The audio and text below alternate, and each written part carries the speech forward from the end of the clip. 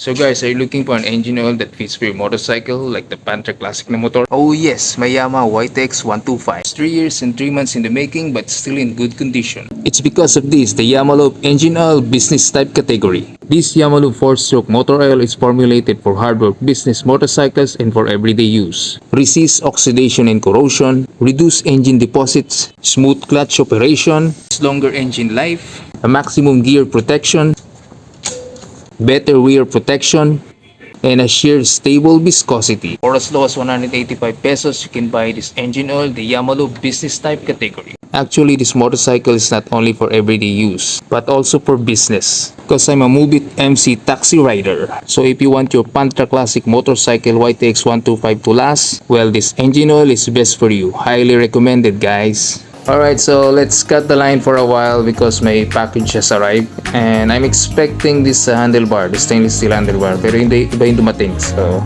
anyway, it's okay, it's part of the accessories, so it will added looks para sa ating YTX 125. Alright, tara, so let's find out what it is.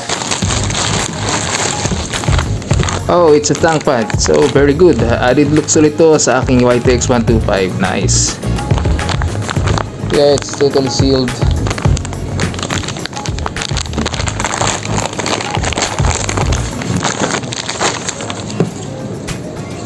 Alright, so let's go guys. Kapitan natin. Alright, so let's wipe it out first para mas lumapat ng gusto yung double adhesive tape.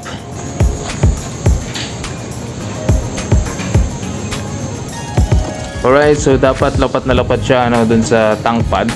Walang labis, walang kulang pa. Just in case, ipumula na malakas, hindi siya basta-basta matatanggal. Alright, so dapat ganyan. Alright, so we have to do it slowly para talagang totally lumapat yung adhesive dun sa tank pad, no? And later on, after this, then we're going to apply it sa tank cover na mismo. Alright, so we have to do it like that.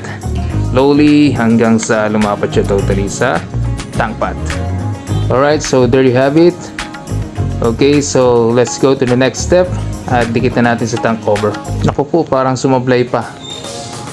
So let's add a bit of this para dun sa hindi nalagyan ng adhesive sa tank pad. Okay, para lumapat ng gusto to sa tank cover. There you have it, at nadikit na, no? So check the counters, yung mga sides, make sure na talagang lapat na lapat siya. So walang nakaumang, hindi siya parang So dapat walang mga lapses ng adhesive, no? Kasi pangit tingnan pag ganun. And make sure din na hindi siya basta-basta aangat or matatanggal lalo na pag umulan. Kasi minsan, di ba, unpredictable yung pag-ulan. So make sure, double check and everything. That's it.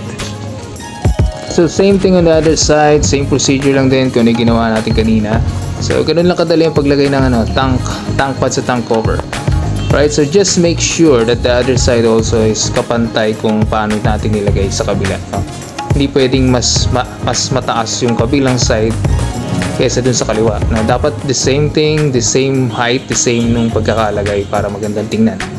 Alright, so there you have it, my very beautiful tank pad para sa ating tank cover. At added looks po ito para sa aking Yamaha YTX 125. See, look at that, diba? Gumanda siya, no? It's a simple accessories but pwedeng gumanda ng ating motor. Tapos pag dumating pa yung handlebar na stainless steel, hopefully tomorrow, mas lalo pa itong gaganda.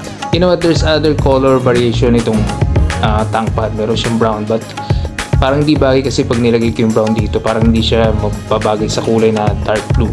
So I decided color black, no, para mas masculine tingnan. And also hopefully tomorrow dumating na rin yung clutch cable because yung clutch cable nito is almost mag-isang taon na, no? So alaga lang talaga sa lubricant, sa pag-lubricate yung clutch cable niya kaya tumatagal.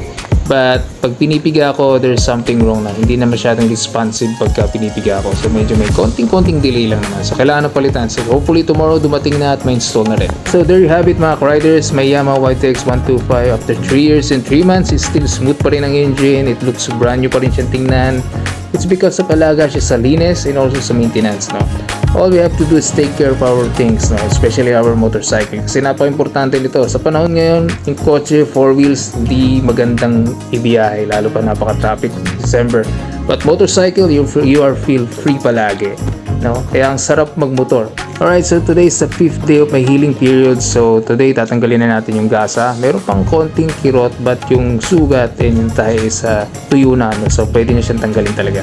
Kaya I totally healed na yung mga tahi ko sa tiyan, yung maliit na sugat ko after the surgery. Well, back to business na tayo. Motor ulit. Alright, so bago po tapusin na aking video, gusto ko po muna magpasalamat kay Sir Gilbert Hatchiliar.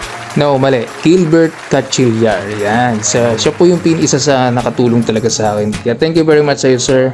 More power and God bless. At sana'y marami ka pang matulungan ng mga pasyente na tulad ko. So thank you. More power and God bless again. And advance Merry Christmas and Happy New Year. At Renzo Classic po, palagi po ako nagpapaalala, ride safe, think safe, eat healthy, and be a defensive rider at all times. RK Ventures. Ciao.